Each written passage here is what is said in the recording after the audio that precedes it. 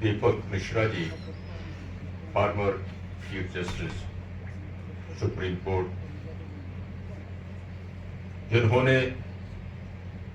आज ये सारी सभा सजाई है और जिनकी वजह से आज ये सारा सम्मान समारोह हो रहा है, विराजमान है मंच पे प्रोफेसर विजयानंदा सिंह, जिनकी वजह से मैं आज आपके सामने उपस्थित हूं, और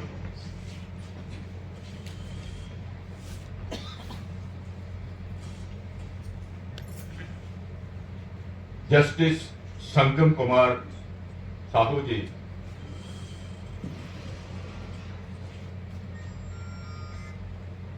आज इस सभा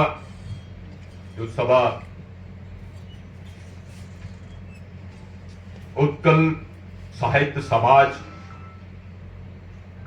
के चेयरपर्सन सभापति गोविंद चंद्र चांद जी, जिन्होंने सारी ये सभा सजाई है, सारी मिलजुल के, मैं इन सब का, आप सबका आभारी हूं कि मुझे यहां इन्होंने बुला के ये सम्मान समारोह जो हो रहा है, ये तो पुरस्कार दशरथी दास जी को अभी आपके सामने दिया, एक बार सम्मान किया, मेरा 3 बार हो चुका है कल से। पहला जब मैं एयरपोर्ट से उतरा तो ये दोनों सज्जन खड़े थे वहां बाहर, तो बारिश में 12:30 बजे 1 बजे, तब भी उन्होंने मुझे सम्मानित किया, जब पहना के यहां आया तब भी किया, और यहां बैठा तब भी किया। इसलिए मैं तो इनका जितनी बार आभार प्रकट करूं कम है। और दूसरी बात कि एक साहित्यकार को साहित्य सम्मान देने के लिए देश के उच्च नागरिक,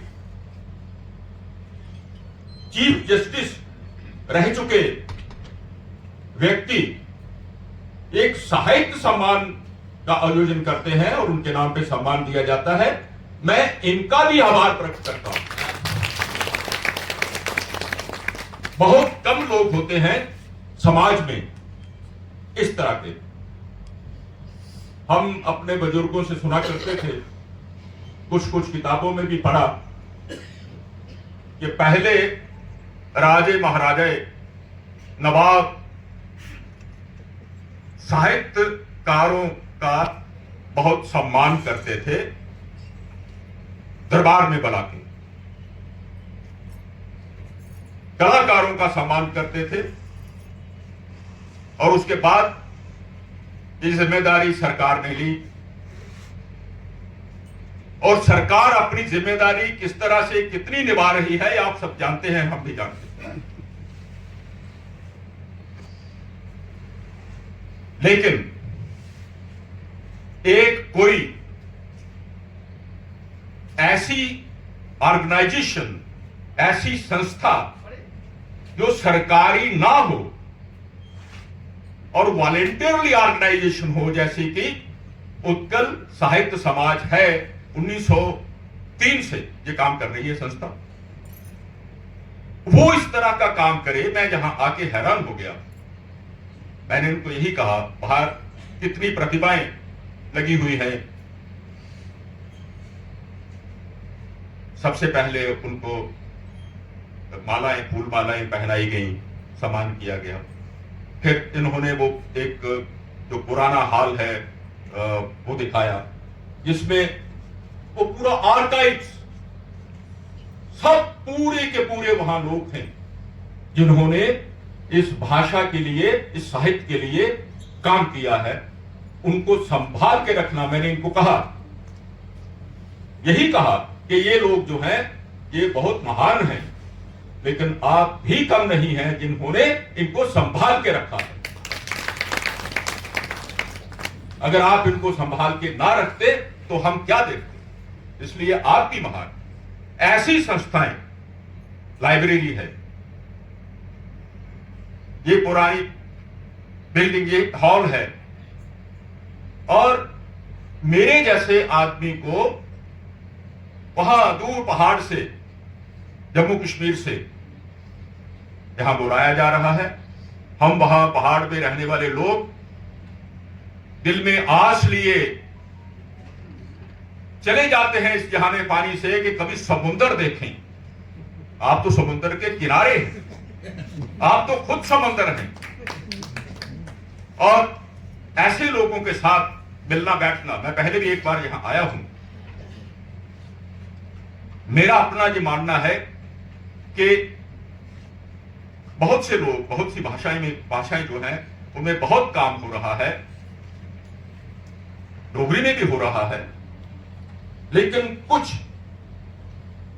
मेरी इस बात को दूसरी तरह से ना लें, लेकिन बंगाल के लोग बहुत, उनकी बहुत कंट्रीब्यूशन है साहित्य में, हम मानते हैं, लेकिन वो दूसरे को कुछ नहीं मानते। वो कहते हैं हाँ हम है, दूसरा कौन है। लेकिन यहां मैंने देखा है, जितने भी मेरे प्रिय बंधु हैं, वो कहते हैं कि हम कुछ नहीं है, आप हैं सब कुछ। ये कितनी बड़ी बात है, कितनी बड़ी बात है कि अपने को कम करके देखना और दूसरे को कहना कि ये बड़ा है। अपने को कम करके देखने से कोई कम नहीं हो जाता। मैं जितना समझ पाया, देखिए दो बातें, हम विदेशी भाषाओं का अध्ययन करते हैं, पढ़ते हैं, इसलिए पढ़ते हैं कि हम उन्हें जान सकें, उनका लिटरेचर जान सकें, लेकिन अपनी हिंदुस्तानी भाषाएं नहीं पढ़ते।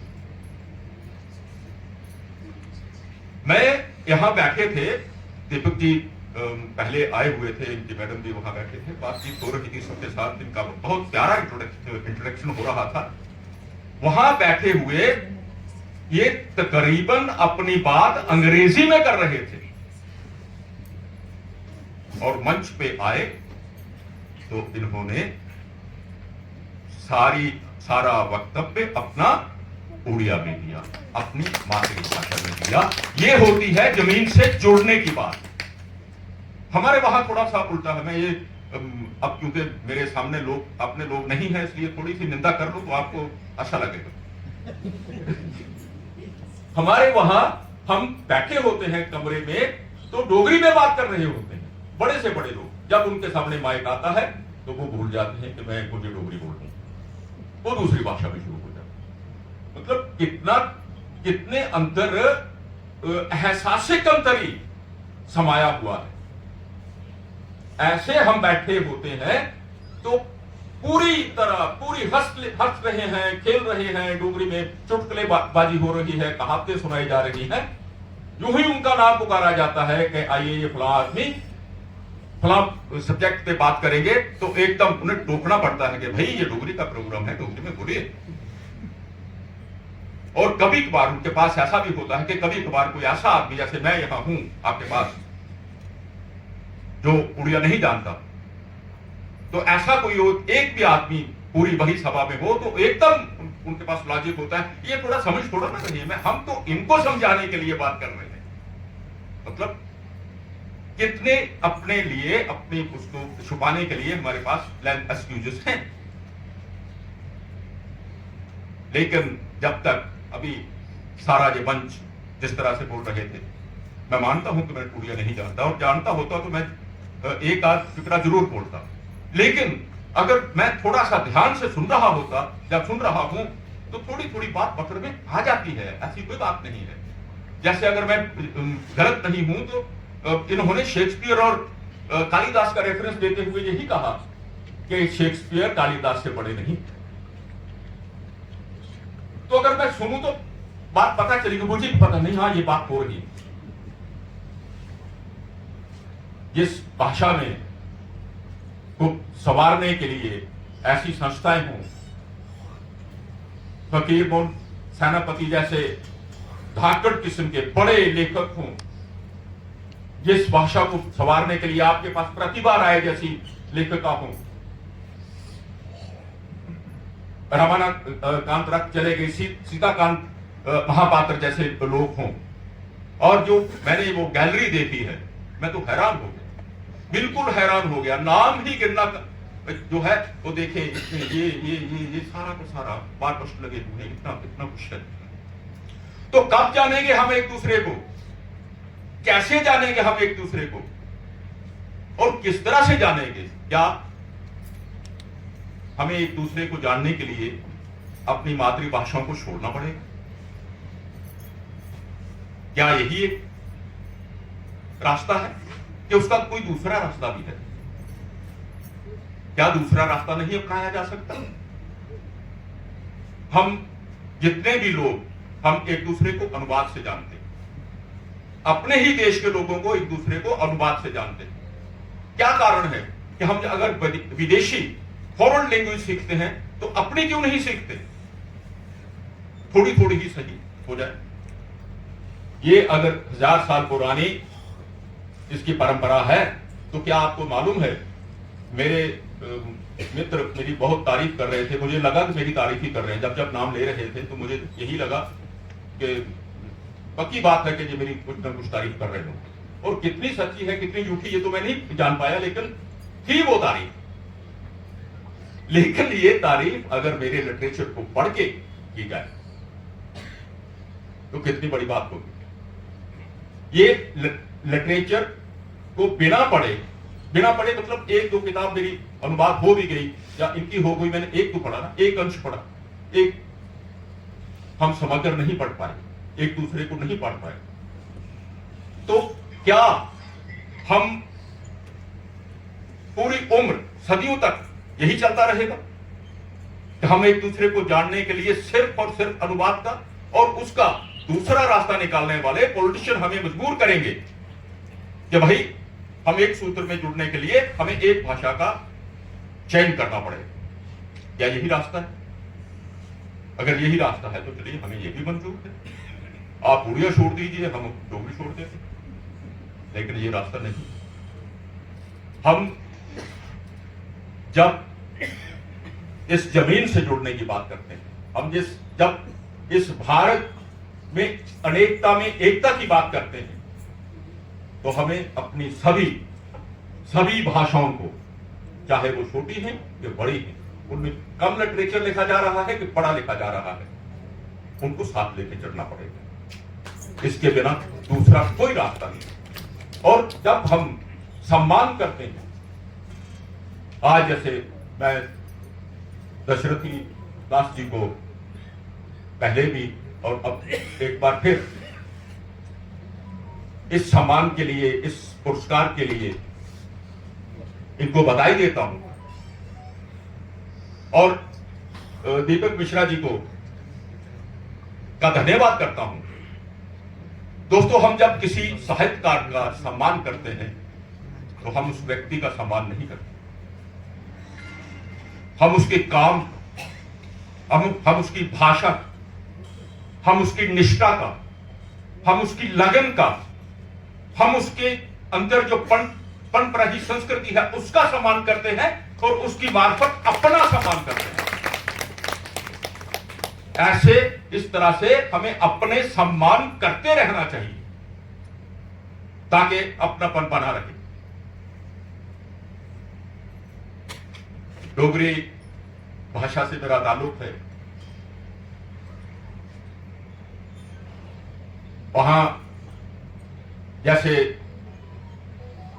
उड़िया का 1000 पुराना इतिहास है, आप लोगों ने संभाल के रखा है, हम संभाल के नहीं रखा। 1000 साल पुराना ही है लेकिन संभाल के नहीं रख पाए। आज आप किसी को, मुझे भी पूछे, मैं 4 नाम नहीं गिना पाऊंगा। इस भाषा में नाथवानियां हैं, नाथवानियां, नाथ साहित्य, डोगरी में नाथ साहित्य है, नाथवानी है। उससे पहले भी हमारी नाथ संस्कृति के कुछ वहां की भी उस समय के भी पोइट्स मिलते हैं। इतनी रिच संस्कृति है, कभी आप जाएं, कभी देखें और सुनें, आप कहेंगे कि ये तो हमारी जैसे जैसे हम हैं वैसे ही ये। सिर्फ भाषा में अंतर है, समझ में थोड़ा, लेकिन जितना प्यार से, जितने क्या कहते हैं वो साउंड, जिसकी बहुत मधुर साउंड जो है कानों में हमारी, जैसे आप बोल रहे थे, इतनी अच्छी साउंड जो मेरे कानों में पड़ रही थी, मैं यकीन के साथ, दावे के साथ कह सकता हूं कि मैं जो बोल रहा हूं वो उसमें कहीं थोड़ी हो सकता है वो मिठास की कमी हो, लेकिन हमारे लोगों को आप सुनेंगे, उनको उनके गीत सुनेंगे, उनकी कविताएं सुनेंगे, उनके नृत्य देखेंगे, तो आप कहेंगे कि मैं तो ये पहले क्यों नहीं देखा। लेकिन बदकिस्मती है हमारी, और ये मैं समझता हूं कि हमारी बदकिस्मती नहीं है, ये हमारे पूरे देश की बदकिस्मती है कि हम पे जब कुछ खास किस्म के एंगल थोप दिए जाते हैं और भाषाओं को एक दूसरे के साथ आमने सामने खड़ा कर दिया जाता है, संस्कृतियों को आमने सामने खड़ा कर दिया जाता है, तो उसका नुकसान कहीं ना कहीं सब लोगों को भुगतना पड़ता है। दोस्तों, मैंने बहुत ज्यादा तो उड़िया साहित्य नहीं पढ़ा है, लेकिन जितना पढ़ा है वो श्रेष्ठ पढ़ा, और हर्ष होता है मुझे इस बात को लेके कि मेरे जो यहाँ मित्र थोड़े बहुत हैं, ज्यादा नहीं है, थोड़े बहुत हैं, अब थोड़े और हो जाएंगे, तो वो इतने प्यारे लोग हैं, इतने प्यारे लोग हैं और इतना अच्छा लिखने वाले लोग हैं कि हम कई बार अपने जगह चर्चा करते हैं कि हमारे लोग दूसरी लोग में क्यों बहते जा रहे हैं। साहित्य अगर आईना है समाज का तो मार्गदर्शन भी करता है, ये सिर्फ आईना नहीं दिखाता, मार्गदर्शन भी करता है। लेकिन आज ना तो आईना दिखाया जा रहा है, ना ही मार्गदर्शन हो रहा है। हमारे यहाँ तो थोड़ी स्थिति इसी तरह की है, आपके मैं कह नहीं सकता, लेकिन मुझे लगता है कि यहाँ स्थिति काफी बेहतर है। जैसा जिस तरह से विजयानंद अजीत सिंह जी जो बोल रहे थे पूरे जोश खरोश से, पूरी बात, और कितने नाम इन्होंने लिए, कितनी इस समाज की, उड़िया समाज की जो बात कही, उससे लगता है कि अंदर बहुत सी बातें हैं जो बाहर आनी चाहिए। जैसे ये समाज,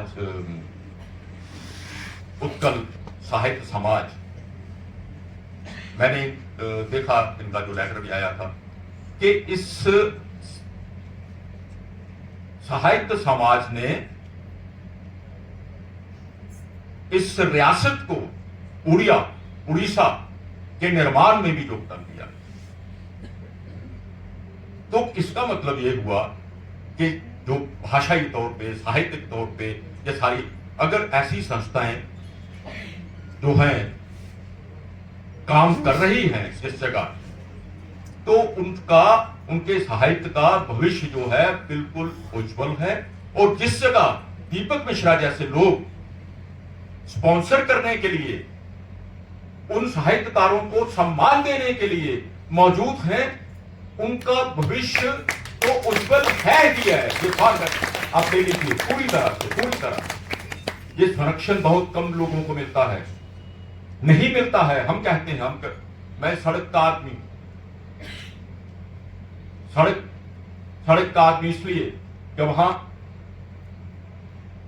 हम 8 शेड्यूल में हमारी भाषा नहीं, हमारे लिए जब रियासतों का गठन हुआ और 8 शेड्यूल जो संविधान का जो भाषाओं के लिए बनाया गया 8 शेड्यूल, तो जाहिर है उसमें सभी जो प्रमुख भाषाएं थी उनको होना चाहिए था, लेकिन डोगरी नहीं हुई, कश्मीरी हुई तो उसमें दर्ज कर ली गई, जम्मू कश्मीर, कश्मीरी आगे के एक स्टेट है कश्मीरी आगे, हमारे बगल में पंजाब, पंजाबी भी आ गई, बाकी दूसरी भाषा।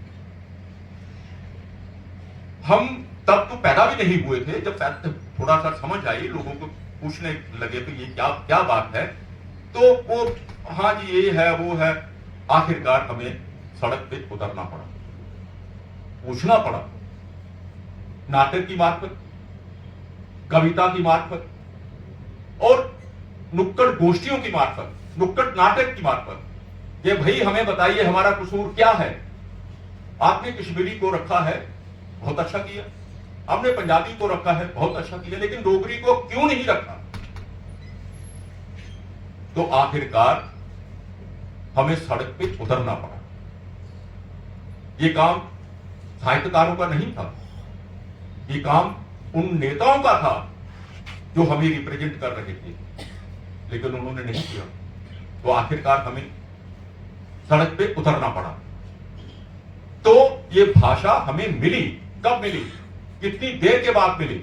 इट्स डू 2003 में, 12 साल की स्ट्रगल के बाद। इसलिए साहित्यकार ये कहे कि मैं साहित्यकार हूं, मैं तो सिर्फ लिखने का मेरा काम है और कुछ नहीं है, बाकी जाए बाढ़ में, मुझे क्या लेना देना, मैंने लिख दिया है तो लिख दिया है बस, नहीं, यहां उसका काम समाप्त नहीं होता। उसका काम वहां से शुरू होता है कि अगर समाज में जो बात हो रही है और उसको उसके पक्ष में वो नहीं है, वो चाहता है कि ये मैं इसके खिलाफ लिख रहा हूं, ये बात यहां नहीं होनी चाहिए, ये नहीं होना चाहिए, ऐसा नहीं है, तो उसके पक्ष में, उसके खिलाफ जो दूसरे लोग उस बात को के खिलाफ खड़े हैं, उनके साथ आगे ना चले, लेकिन साहित्यकार को भी उसके साथ खड़ा होना लाजमी है, तभी वो अपनी बात को जस्टिफाई कर पाएगा कि मैंने इसके नहीं, तो मैं साहित्यकार हूं, मैं नहीं जाऊंगा वहां। क्यों नहीं जाओगे भाई तुम? साहित्यकार का काम सिर्फ इतना ही है, तो वो लिखे, किताबें लिखे, अलमारी में रखे और कभी कभार आवाज उठाए कि देखिए मेरे साथ बहुत अन्याय हो रहा है, मैंने 40 किताबें लिख ली है, 50 किताबें लिखी है, लेकिन मुझे अवार्ड नहीं मिला। ये काम साहित्यकार का नहीं है। ये सोचना समाज का काम है कि इसने इतना काम किया है, जैसे दीपक मिश्रा जैसे काम सोच रहे हैं कि फला आदमी ने, दशरथी जी ने इतना काम किया है, इनको अवार्ड देना है। साहित्यकार का काम नहीं, लेकिन साहित्यकार आज ऐसा सोच रहा है। ये मेरे लिए एक चिंता की बात है, हो सकता है आपके लिए भी हो। तो मैं ज्यादा समय ना लेते हुए, क्योंकि समय बहुत हो चुका है, मैंने कुछ बातें अपने डोगरी साहित्य के बारे में भी आपको थोड़ा सा परिचय देने की कोशिश की, ताकि कभी बात हो तो आप ये ना समझिए कि वो जो आया था एक मोहन सिंह, वो तो डोगरी का है, या उससे पहले पद्मा जी लिखती थी, वो तो हैं, वेदराय जी भी हैं, लेकिन बाकी वहाँ कुछ नहीं है। मैं ये कहता हूँ कि मैं उनका एक अंश मात्र भी नहीं हूँ। हमारे वहाँ लिखने वाले जो लाइमलाइट में नहीं हैं, अपने आप काम कर रहे हैं, काम करके चले गए हैं, हम उनको संभाल नहीं पाए हैं, लेकिन बहुत हैं। हमारे वहाँ भी बहुत अच्छा लिटरेचर लिखा जा रहा है। ये बात दूसरी है कि थोड़ा कम लिखा जा रहा है बाकी भाषाओं की बनिस्बत, जैसे उड़िया में बहुत ज्यादा लिखा जा रहा है, हमारे थोड़ा कम लिखा जा रहा है, लेकिन क्वालिटी में कोई फर्क नहीं है। बहुत से लोग लिख रहे हैं, बहुत ही, तभी जाके ये बात बनी है, जो शोध हुए हैं, तभी पता चला है कि हम डोगरी का साहित्य जो है वो तो 9वीं 10वीं सदी से लिखा जा रहा है। जब नाथवाणी लिखी गई, नाथ साहित्य में भी उनका जिक्र है, उससे पहले नाथ साहित्य में भी उनका जिक्र है, तो ये हमारे शोधकर्ताओं ने खोज निकाला, तभी बात बनी। इसलिए मैं उन लोगों का भी शुक्रगुजार हूं जिन्होंने ये काम किया। मैं आप लोगों का भी शुक्रगुजार हूं जिन्होंने इतना कुछ अपना विरसा संभाल के रखा है। मैं कोशिश करूंगा कि अपने लोगों को जाके कहूं कि जाके देखिए भाई किस तरह से अपने विरसे को संभाल के रखा जाता है।